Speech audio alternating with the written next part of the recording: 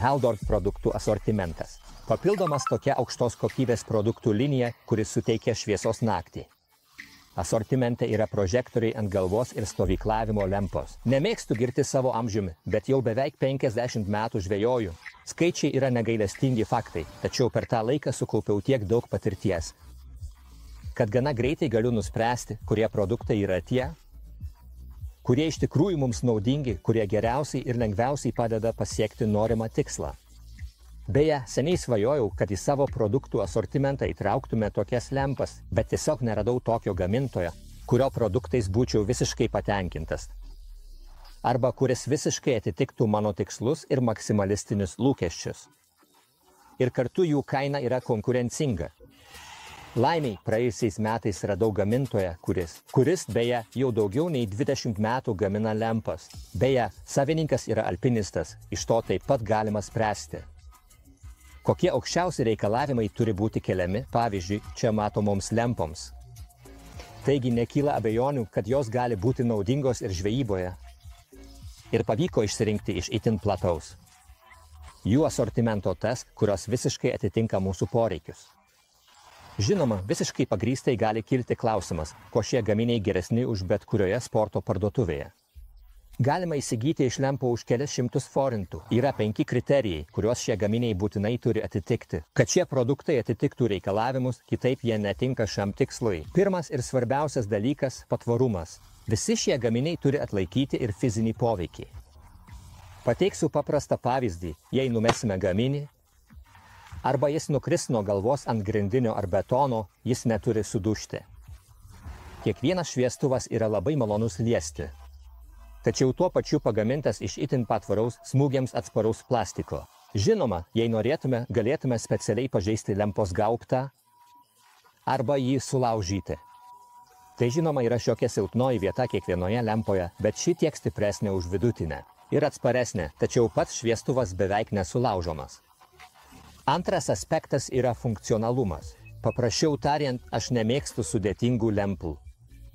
Gerai, kad mano lempa turi 72 funkcijas, bet iš tikrųjų ko man reikia? Kad gerai šviestų ir tokiu ryškumu ar tokia spalva, kokios man reikia. Beje, kai kurie mūsų šviestuvai turi judesio jutiklius. Todėl jas galima įjungti ir be mygtuko paspaudimo.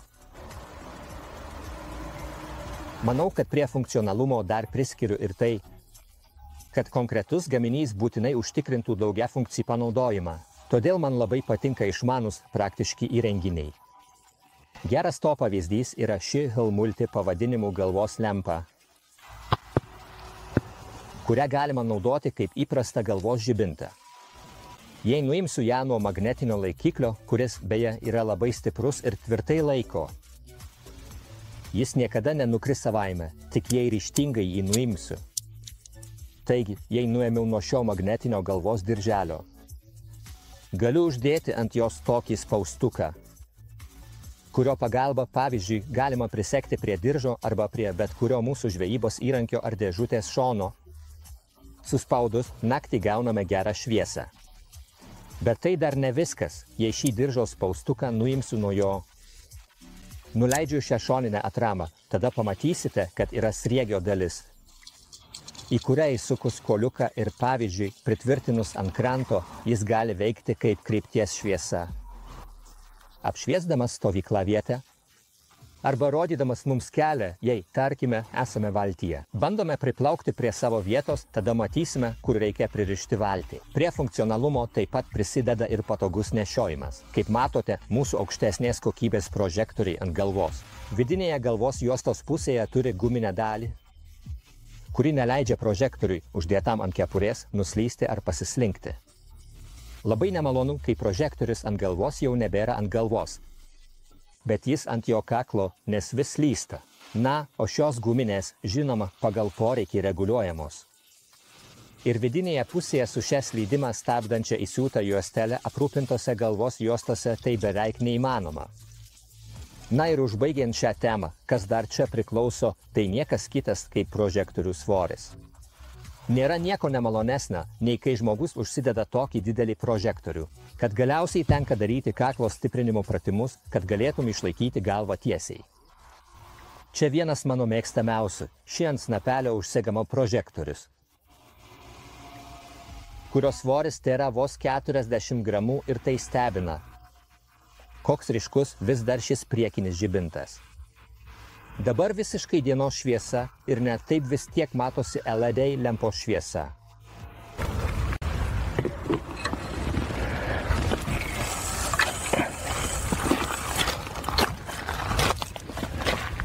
Šis nedidelis svoris būdingas ir kitiems mūsų prožektoriams ant galvos, nes, kaip matyti, net sunkiausias iš jų sveria tik 116 gramų. Trečias svarbus aspektas – atsparumas vandeniui. Kadangi šie gaminiai naudojami lauke, gamtoje, kur dažnai gali lyti lietus, arba rytais mūsų įrenginius gali padengti rytinę rasą. Todėl savaime suprantama, kad šiam kriterijui šie gaminiai taip pat turi visiškai atitikti. Ant visų dėžučių matomas IPX5 arba IPX6 žymrėjimas, kuris reiškia atsparumą vandenį. Nereiškia, kad šiuos gaminius galima naudoti po vandeniu kaip nardymo žibintuvėlius. Jie kurį laiką dar veiks, bet vėliau vis tiek suges. Tačiau lietui ar rytiniai rasai jie tikrai atsparūs. Ketvirtas kriterijus – šviesos stiprumas. Tiksliau iš karto patikslinsiu – tinkama šviesos spalva. Taip pat yra svarbus dalykas, tad ne visada ryški balta ar geltona šviesa yra tinkamiausia. Svarbu, jog žibintas šviestų raudona šviesa, bet apie tai pakalbėsime vėliau. Taigi, kalbant apie tinkamą šviesos stiprumą, kai kalbame apie apšvietimo priemonės, dažnai linkę patikėti arba manyti, tas žibintas yra geras, kuriuo galime apšviesti net kitą balatono pusę. Tačiau iš tikrųjų tokio dalyko mums 99% atvejų nereikia. Prožektoriai ir stovyklavimo žibintai yra skirti tam, kad pavyzdžiui lengvai galėtume užmasaluoti, kad šviesa nebūtų per stipri ir neerzintų, taip pat nepritrauktų vabzdžių. Arba jei reikia apšviesti teritoriją, pavyzdžiui, kad plūdurą būtų gerai matyti. Arba jei reikia apšviesti mūsų stovyklavietę, tada būtent tokio stiprumo šviesos arba tokios spalvos šviestų, kuri mums tinka. Manau, kad čia matomos lempos visiškai atitinka šiuos kriterijus. Kadangi jau užsiminiau apie spalvą, paėmiau į rankas pigiausią mūsų asortimente esančio prožektorių ant galvos, kuri vienu mygtuko paspaudimu, žinoma, šviečia balta šviesa įprastu režimu. Šviesa tikrai labai stipri, net ir dienos metu ji labai ryški. Bet jei paspaudžiu kairėje esantį mygtuką, ji iškart pradeda šviesti raudona šviesa. Raudona šviesa yra gera tuo, kad ji netraukia vabzdžių, bet vis tiek leidžia matyti aplinką. Tačiau tą patį galima pasakyti ir apie šią stovyklavimo lempą, kuri gali šviesti keliomis spalvomis, įskaitant ir raudoną šviesą. Penkta ir kartu viena svarbiausių aplinkybių – tai gaminių kaina. Dėl su lempų gamintojų sudarytos specialios sutarties pavyko įsidėrėti tokią išskirtinę kainą, kad esu įsitikinęs, jog šiems aukštos kokybės gaminiams siūloma konkurencinga ir sąžininga kaina. Nenoriu šio filmo tęsti tokių šabloniškų, nuobodžių produktų pristatymų. Tie, kurie domisi čia matomų gaminių unikaliomis savybėmis, parametrais, žinoma, visą informaciją ras mūsų parduotuvėje, prekių aprašymuose, specifikacijose bei pridėtose vaizdo įrašuose. O tiems, kurie net ir po viso to vis dar žiūri šį filmuką, tiems norėčiau parodyti keletą tikrų retenybių. Norėčiau išskirti po vieną kitą smulkę detalę, kuri padėjo man įsimylėti šiuos gaminius ir būtent juos pasirinkti. Štai vienas iš mano mažųjų favoritų. Ši miela CL Compass vardu žinoma įkraunama lempa, kurią jau galėjote matyti ne viename mano filme. Naktinio stovyklavietės apšvietimo metu jį švietė raudona šviesa. Iš labai toli buvo gerai matoma, bet taip pat puikiai tinka. Pavyzdžiui, palapinėje apšviesti aplinką balta arba geltona šviesa. Šis 250 liumenų srautas pakankamas, kad tarkime būtų galima net skaityti palapinėje šalia jos. Štai ir vienas iš mūsų asortimento flagmanų – Peidekam Gold vardu žinoma lempa, kurios vienas iš išskirtinumų yra tas, kad ji ne tik pakankamai stipriai ir įvairiomis spalvomis apšviečia mūsų stovyklavietę ar palapinę.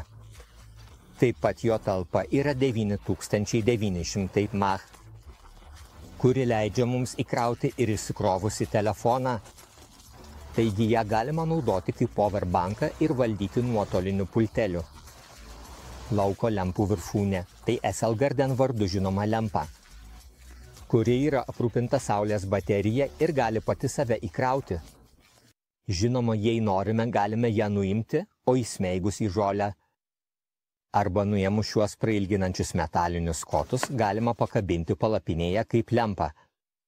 Taip pat naudoti kaip stalinę lempą, tad ji tikrai labai praktiška ir turi daug įvairių funkcijų. Tinka naudoti tiek lauke, kiek viduje ir tuo pačiu metu. Kartodama save dar kartą pasakysiu, kad ši lempa gali pati save įkrauti, todėl elektros tiekimas užtikrinamas bet kokiomis sąlygomis. Ir dar parodysiu vieną išmanų sprendimą. Būtent tai ir nulėmė galutinį sprendimą bei paskatimą, kad šį produktą būtinai turime įtraukti į savo asortimentą. Dėl šios C-tipo jungties, kurią galima įkrauti lempą. Žinoma, galima įkrauti ne tik mūsų lempą, bet ir visus kitus elektroninius įrenginius, turinčius C-tipo jungtį. Taigi mano telefoną galima lengvai įkrauti šio mažo sonaro elemento dėka. Pabaigai palikau tą lempų rinkinį, kuris vadinasi Camp Lamp Set, kurį specialiai mūsų prašymų buvo sudarytas. Pagalvojau, kad jei kas nors nori pasiimti su savimi praktiškai sudarytą lempų rinkinį. Kokie yra tie daiktai, kurių jam tikrai gali prireikti? Pirmas dalykas – prožektorius ant galvos, antras – kempingo lempa, kurią galima naudoti tiek lauke, kiek viduje, ir joje turi būti powerbankas, kuris kartu yra ir itin ryški lempa, su kuria pavyzdžiui galime apšviesti toliau esančią boją. Šios lempos talpa yra 13500 mAh, o šviesos srautas siekia 1500 liumenų. Be to, ji gali šviesti 4 skirtingomis spalvinėmis temperatūromis ir 4 skirtingais ryškumo lygiais. Žinoma, visa tai pateikiama išskirtinėme e-veidėkle su Haldor reljefiniu logotipu. Ji įdedama taip, kad produktai transportavimo metu negalėtų būti pažeisti. Manau, šis mažas rinkinys tilps į bet kurio žvejo kuprinę ar kitus krepšius. Jį galima pasiimti su savimi viskas, reikia naktiniai žvejybai arba stovyklavimui yra vienoje vietoje.